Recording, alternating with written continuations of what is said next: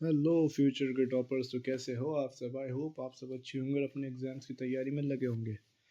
तो दोस्तों 95% अगर आप स्कोर करना चाहते हो अपने एग्जाम्स में तो सब्सक्राइब कीजिए हमारे चैनल को। लाइक कमेंट शेयर करना बिल्कुल भी मत भूलना और बेल आइकन तो प्रेस करना बिल्कुल भी मत भूलना। तो दोस्तों हमने बात की थी मैनेजमेंट की डेफिनेशन के बारे में, नेचर कैरेक्टरिस्टिक्स के बारे में, और बात की थी इम्पोर्टेंस ऑफ मैनेजमेंट और फंक्शंस ऑफ मैनेजमेंट, और बात की थी लेवल्स ऑफ मैनेजमेंट पर। हमने तीनों ही लेवल डिस्कस कर लिए हैं, top level management, middle level management, lower level management.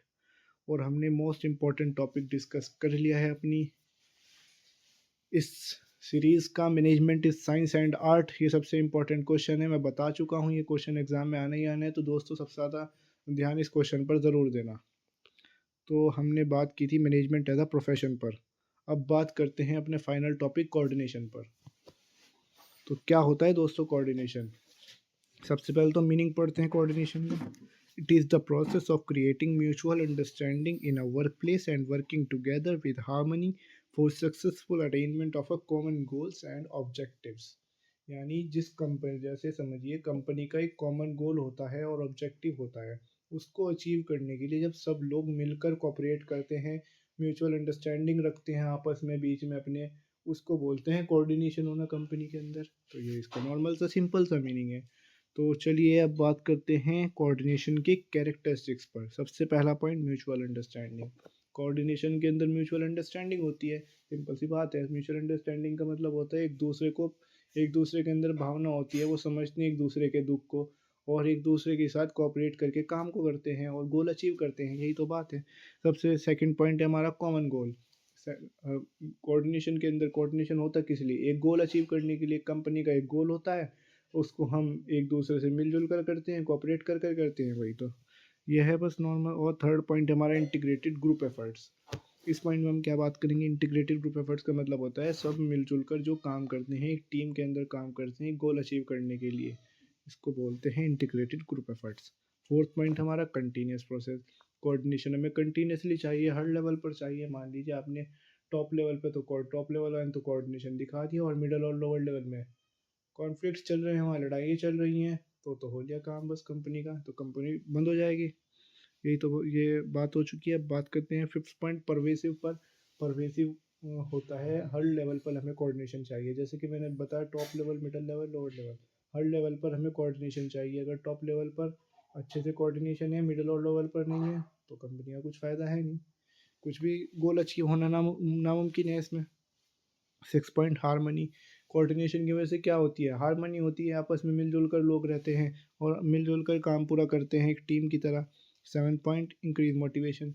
जब आपकी कंपनी के अंदर एक कोऑर्डिनेशन होगा, कोई लड़ाई नहीं होगी, कोई झगड़ा नहीं होगा, कंपनी अच्छे से रन कर रही होगी, तो फिर क्या होगा उसके अंदर, एम्प्लॉयर्स के अंदर जो आपके मैनेजर्स होंगे वो मोटिवेट होंगे, और जब वो मोटिवेट होंगे तो आपको सैलरी और बेनिफिट्स देंगे, और उसकी वजह से आप एम्प्लॉयज़, हमारे एम्प्लॉयज़ मोटिवेट होंगे। जब हमारे एम्प्लॉयर्स मोटिवेट होंगे, वो खुश होकर आपको सैलरी बढ़ाएंगे, आपके इंसेंटिव बढ़ाएंगे, तो उससे आप मोटिवेट होगे। ये बात है। इसमें अब बात करते हैं एट्स पॉइंट यूनिटी ऑफ एक्शन। इसमें क्या होता है, एक काम के लिए यूनिटी होती है। जब एक गोल के लिए लोग काम करते हैं तो वहाँ पर एक ही गोल होता है, एक ही ऑब्जेक्टिव होता है और सब एक ही गोल पर काम करते हैं, इसको ही बोलते हैं unity of action. Ninth point पर बात करें कोऑपरेटिव वर्किंग एनवायरनमेंट। सारे के सारे एक गोल के लिए काम कर रहे हैं, एक ऑब्जेक्टिव है उनका, उसके लिए वो काम कर रहे हैं, उस पर अपनी मेहनत कर रहे हैं, तो क्या होगा, कोऑपरेटिव ही तो कहलाएगा। इस एनवायरनमेंट को ही तो कोऑपरेटिव बुलाते हैं। इसकी वजह से वहाँ पर कोऑपरेटिव वर्किंग एनवायरनमेंट होता है कोऑर्डिनेशन की वजह से। Tenth point optimum utilisation of resources. यानी ऑप्टिमम यूटिलाइजेशन रिसोर्सेज का मतलब होता है जितने हमारे पास लिमिटेड रिसोर्सेज हैं उनका यूज़ करके मैक्सिमम आउटपुट जनरेट करना। इस कोऑर्डिनेशन की वजह से यही हेल्प होती है। अब जब सब लोग एक ही तरह से सोच रहे होंगे तो क्या सोचेंगे, वो सोचेंगे कि भाई जल्दी से जल्दी काम पूरा हो। ये चीज़ है इसके अंदर ऑप्टिमम यूटिलाइजेशन ऑफ रिसोर्सेज में, वो अपने लिमिटेड रिसोर्सेज का यूज़ करके एक दूसरे के साथ मिलजुल के उस रिसोर्सेज को पूरा करते हैं और वहाँ से अच्छा आउटपुट जनरेट करते हैं। तो ये तो हो गई दोस्तों कैरेक्टरिस्टिक्स कोऑर्डिनेशन की। तो अब आते हैं हम सेकेंड टॉपिक पर, इम्पोर्टेंस ऑफ कोऑर्डिनेशन। कोऑर्डिनेशन की इम्पोर्टेंस क्या है। सबसे पहला पॉइंट इंक्रीजेज हारमनी। कोऑर्डिनेशन की वजह से हारमनी होती है, यानी एकता होती है, यही तो ये ठीक है। Second point promotes cooperation. Coordination की वजह से कोऑपरेशन आता है। जब कोऑर्डिनेशन होगा कंपनी के अंदर सब लोग मिलजुल कर काम करेंगे तो वो क्या कर रहे हैं, कोऑपरेट ही तो कर रहे हैं। इस वजह से वहाँ पर कॉन्फ्लिक्ट्स वगैरह नहीं होंगे। तो थर्ड पॉइंट, गोल अचीवेबल। कोऑर्डिनेशन की वजह से जब, जैसे आप समझ के चलिए, हम इंडियंस हैं, अगर हम सब के अंदर यूनिटी आ जाए, हम सब यूनाइट हो जाएं, बिल्कुल यूनाइटेड रहें, हम आपस में लड़ाई झगड़े ना करें, तो हम सबसे नंबर वन देश बन सकते हैं ना दोस्तों। वही बात है, इस कोऑर्डिनेशन के अंदर हमारी कंपनी नंबर वन बन सकती है नहीं, अगर हम सारे एम्प्लॉयज़ और स्टाफ और सब मिलकर एक दूसरे के साथ कोऑर्डिनेट करें। तो ये ठीक है। थर्ड फोर्थ पॉइंट पर आते हैं, ऑप्टिमम यूटिलाइजेशन ऑफ रिसोर्सेज। वही, इसकी वजह से ऑप्टिमम यूटिलाइजेशन ऑफ रिसोर्सेज होता है। कोऑर्डिनेट होने की वजह से जब हम एक दूसरे के साथ कोऑपरेट करते हैं तो हमारे पास जो लिमिटेड रिसोर्सेज होते हैं उनका सही तरीके से हम इस्तेमाल करते हैं और उससे अच्छा आउटपुट जनरेट करते हैं। Fifth point, motivation. मोटिवेशन की बात मैंने अभी आपको कैरेक्टरिस्टिक्स में समझाई थी, चलिए फिर भी दोबारा समझा देता हूँ आपको।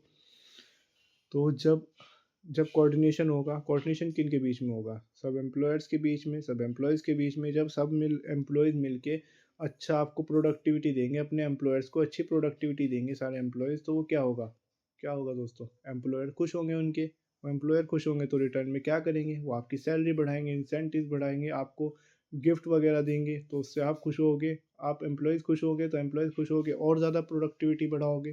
तो ये चीज़ है, इसकी वजह से मोटिवेशन होता है, कोऑर्डिनेशन की वजह से। Six point, healthy working environment. जब मैंने अभी फिफ्थ पॉइंट में मोटिवेशन एक्सप्लेन करा, जब आपके बीच में मोटिवेशन होगा, जब आप सारे खुशी खुशी अपने अपने काम करोगे, तो फिर क्या होगा, उस एनवायरनमेंट को क्या बोलोगे, healthy working environment. Net profit, gross profit अच्छा जा रहा है, सब कुछ, नेट सेल्स बढ़ रही है, यही होता है। सेवन्थ पॉइंट आता है पॉजिटिव रिजल्ट्स। वही बात आ गई जो हमने सिक्स पॉइंट में एक्सप्लेन की है। हेल्दी वर्किंग एनवायरनमेंट होगा तो पॉजिटिव रिजल्ट खुद आएंगे, खुद हमारी सेल्स बढ़ेगी, खुद हमारे प्रॉफिट बढ़ेगा।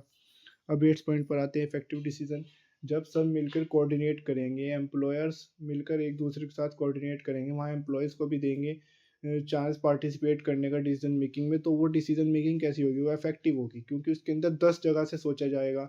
अगर 10 लोग अच्छा सोचेंगे तो 10 लोग उसके बारे में नेगेटिव भी बात करेंगे कि भाई ये भी हो सकता है, नुकसान हो सकता है इससे। तो इससे हम अच्छा डिसीजन ले सकेंगे। क्विक रिजल्ट, नाइन्थ पॉइंट हमारा क्विक रिजल्ट। जब हमारे डिसीजन अच्छे होंगे, इसके साथ हम कोऑर्डिनेट करना शुरू कर देंगे, जब हम एक दूसरे के साथ हाँ में हाँ मिलाना शुरू कर देंगे, कोऑपरेट करना शुरू कर देंगे, तो फिर ऑटोमेटिकली कोई अच्छे रिजल्ट्स आएंगे और फास्ट रिजल्ट्स आएंगे। तो दोस्तों यहीं पर करते हैं इस वीडियो को एंड, और नेक्स्ट वीडियो में बात करेंगे नेक्स्ट टॉपिक पर। तो तब तक लाइक सब्सक्राइब कमेंट शेयर करना मत भूलना। थैंक यू सो मच दोस्तों, thanks for watching and keep watching my videos.